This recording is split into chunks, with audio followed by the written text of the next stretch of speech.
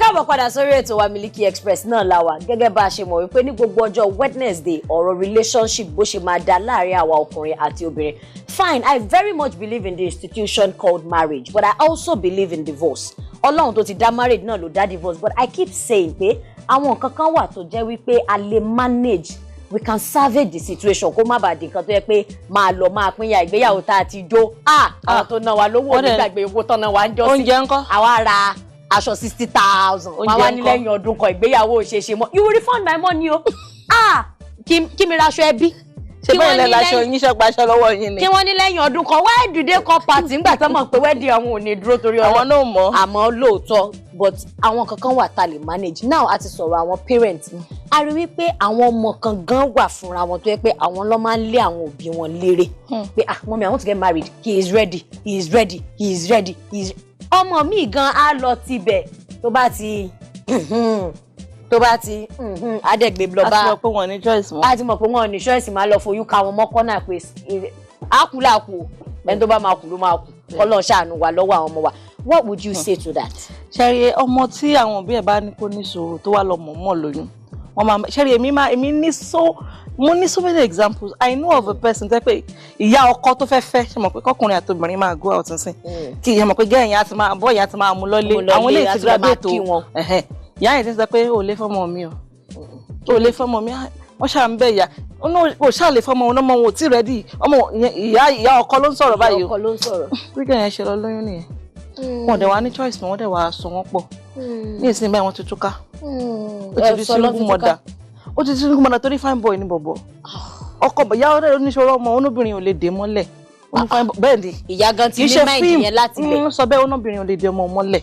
nítorí ìwọ náà wọ lórí fine boy tó lóò fẹ́ fẹ́ nígbà tí gbogbo àwọn ẹbí ẹ̀ wá lọ ń bẹ̀bẹ̀ pé ọmọ yín ti kú lé ọmọ oṣù mẹ́ta ló wà lọ́wọ́ ẹ̀ ó náà lórí fine boy tó lóò fẹ́ fẹ́ ṣebí mo wọ́ọ̀nù ẹ. tó a jẹ pé ni àwí fún ọba jẹ́ ọ̀pọ̀ àwọn ọmọ wa létí àwọn ọmọ pàápàá kọ́lọ́run ràn wá lọ́wọ́ ni wọ́n realize pé ṣẹ́rí àwọn ọmọbìnrin sọ máa ń fẹ́ tètè marry wọ́n ṣe pé torí pé ó rí lè wù wọ́n láti jókòó ní ọkọ. But they want to be called MRS. Kò tẹ́ tí ń ṣe yẹn pé mo ń wọ ring ipe báyìí lọ ṣe propose sí mi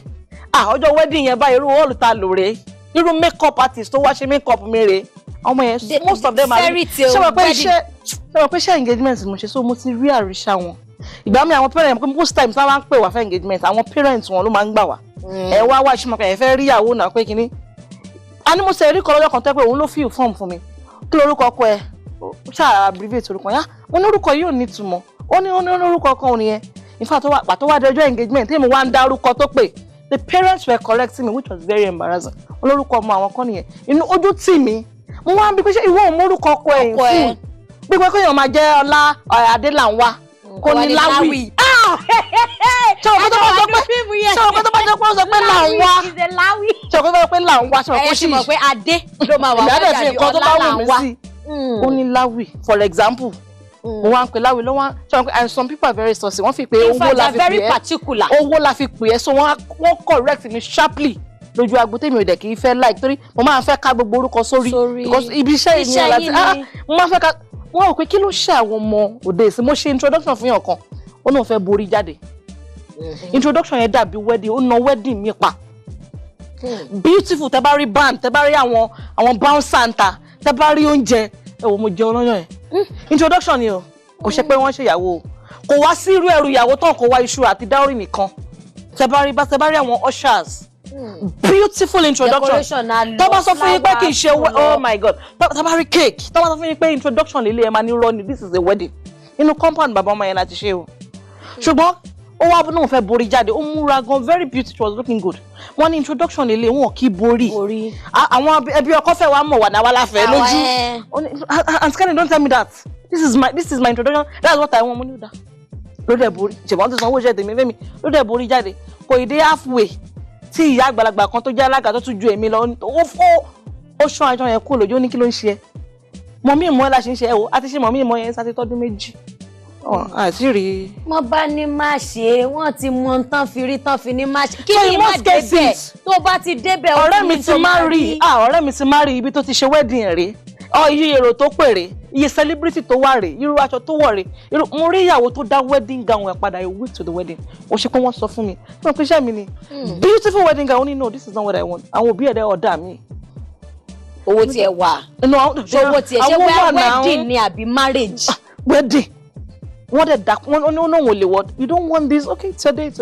they order me wọ́n dẹ̀ go online you want this wọ́n dẹ̀ order me in less than 1 week wọ́n gbé wedding wọ́n gbé aṣọ dé. But nǹkan tí mò ń sọ ní ìsìn pé is it about the glamour of the wedding? In most cases or about the marriage? Me see it is about the glamour for the children. Kí ló dé tó ń dàrú ìwọ̀n yẹ ṣé mo pé àwọn ìyá wa wọ́n máa ní problem gbà yẹn náà ṣé mo pé àwọn tí àwa tẹ ṣé mo wọ́n ṣe courtship ṣé mo máa mọ obìnrin mi lọ lé pé ọkọ ẹ̀rẹ̀ àwọn òbí ẹ̀ tí wá rí wa and some of those marriages work. Yeah. Most of them nítorí pé kí ni wọ́n bí èèyàn kan lọ́gbọ̀n pé kí ló dé pé marriage àtijọ́ ló máa ń work ó ní pé because in our days when something goes wrong we find a way of mending it we don't throw it away. Yeah. But these days once it's wrong it's going to the trash bin. Láwọn ọmọ tó ń pè bàbá wọn tó máa pè bàbá wọn yẹ mo rí I have heard of a father tó lọ inspect ilé tó fẹ́ fẹ́ ọmọ ẹ̀ sí. Ó lọ ṣe inspection. Yes. Ṣé pé normally ṣé pé tẹ́ ọkùnrin bá fẹ́ fẹ́ yín ní ìsìn káwọn dáàdì tó fẹ́ yín ní ìsìn ẹ pé fún ara yín lẹ̀ ń lọ. Normal ìgbìmọ̀ náà bẹ́ẹ̀. Bí father àti ìyá wọ́n náà fẹ́ mọ ìlú ilé tó fẹ́ fẹ́ ọmọ wọn sí wọ́n lọ expect wọ́n ṣí gbogbo yàrá wò wọ́n ṣí bathroom wọ́n wo kitchen kìí dẹ́ pé àwọn nǹkan tó máa nídìí. Ìjọ tó ọmọ wá fall into labour ńkọ́ ẹ wá wéré ṣojú wọn ló bímọ bẹ́ẹ̀ ni wọ́n dúró síbẹ̀ ni ṣé irú ọmọ yẹn ní ìsìn àbí ṣé òbí la fẹ́ blame níbẹ̀ yẹn ní ìsìn àbọ̀mọ́. Some parents don't leave their children alone torí inú owó láti tọ́. And some men don't like it. You are married your daughter off. All men don't like it torí gbà tẹ́mi kọ́kọ́ ṣe ìyàwó the second day mo ní jẹ́ n pé dáàdì mi kí n kàn kí wọn kọ́ mi what kí mo ní mo fẹ́ kí wọn nínú kò sáyè ọ ní mo ìyá parí kò tó pé yẹn. I remember pé mọ́tí mi náà láwọn máa ń ké ni nígbà táwọn jẹ́ ṣe ìyàwó pé mo dáràn mi lé lọ́lé mọ́. Bẹ́ẹ̀ni irú kí ni mo ṣe yìí but over time wọ́n bẹ̀rẹ̀ sí ní adjust and of course I heard something like that some 2 weeks back wọ́n ní obìnrin yẹn pé àtìgbà tó ọkọ ẹ̀ ti fẹ́ girl yẹn young girl about 26-27 àtìgbà tó ọkọ ẹ̀ ti fẹ́ ẹkún mi. Kí ló dé? Lẹ́yìn ọ̀sẹ̀ méjì lọ́kọ wá síta pé ẹ gbà mí o àtijọ́ tí mo ti fẹ́ ẹkún rẹ̀ wọ́n ní ká dá pé kí ló lè fà tó ké mo ní bóyá ó mì sí àwọn òbí àbí kò understand pé marriage. Àwọn dáàdì wa fipá mú ni. Wedding lọ́n ṣe wọ́n sọ̀rọ̀ marriage. But ẹ jẹ́ ká tiẹ̀ kúrò lórí àti understand now pé marriage and age responsibility most girls look for glamour. Oh it's diamond baby. Oh my God. Wọ́n máa ṣe báyìí. Ẹ wá rí àwọn ọmọ tó lérònú mi. Pé ẹni tó fẹ́ fẹ́ wọn ò tí ì ráyè wá máa kógun tì. Ṣé wọ́n pé àwọn obìnrin burú o. We are silly. Wọ́n máa kógun tí ẹni tí wọ́n fẹ́ tó yẹ pé ó ṣì try láti gba 3-bedroom flat. Èyí tí wọ́n ṣe example ẹ̀yẹn bàbá ilé lówó lọ́wọ́. Ṣé wọ́n pé some parents jumpstart their children pé ó ti graduate 5 million renu account that is ogún ẹnìyẹn. Of course. Some parents do not have that education tó ti fún ẹ̀yẹn. Ológun tó ti gbà mọ́. Ìyàwó tí wọ́n fẹ́ ní ìsìn ẹni tí ò lówó lọ́wọ́ máa farawé ọmọ Banana Island pé ó propose pẹ̀lú kíní ẹlòmíì kẹrẹ tó bá fún wa mo gbọ́ pé èèyàn kan ti reject engagement ring yìí pé ó ní pé kì í ṣe gidi. Ẹni ra pàǹdà fún ẹ lẹ́yìn ìṣẹ̀lẹ̀ ra gidi lọ́la o. Torí mo wá sí ìpàdé mi náà fi ọkọ mi tí mo délé tó fẹ́ mi sí 3-bedroom flat ní lóòótọ́ ṣùgbọ́n àwọn dáàdì wò fọ́ níṣẹ́ ní kíre lónà èmi ló ṣẹlẹ̀ kí ló just medical doctor wọn ráyè wọn jókòó sílé yàrá ẹ̀ he just made his own room comfortable ní kò lè work. Kí ló wá fọwọ́ ṣe I save my money and I invest. When I started okay Ọlọ́run ayé láti máa náwó má jẹ́ ká Antichrist bá wa náwó wa ti Jésù bá dé so jẹ́ ká bẹ̀rẹ̀ sí ní ná started putting everything in. But because you were available. Èmi mò ń jẹ ọ̀rọ̀ bẹ̀ ní ìsìn. Ṣùgbọ́n kí wọ́n sọ pé ìgbà tí mo ti rí yẹn pé kí rè irú léwo rè nígbà tí mo mọ̀ pé ó wù mí kí n fẹ́ rè so most times àwọn girls yìí wọn ò groom ẹlòmíì láti lé àdénójú kòkòrò ti pọ̀jù fáwọn obìnrin nǹkan tẹ́ni ìṣe nǹkan tí lágbájá ìṣe ẹ wá lọ́wọ́ ẹlòmíì máa ń wọ gbèsè ẹlòmíì ń wọ gbèsè.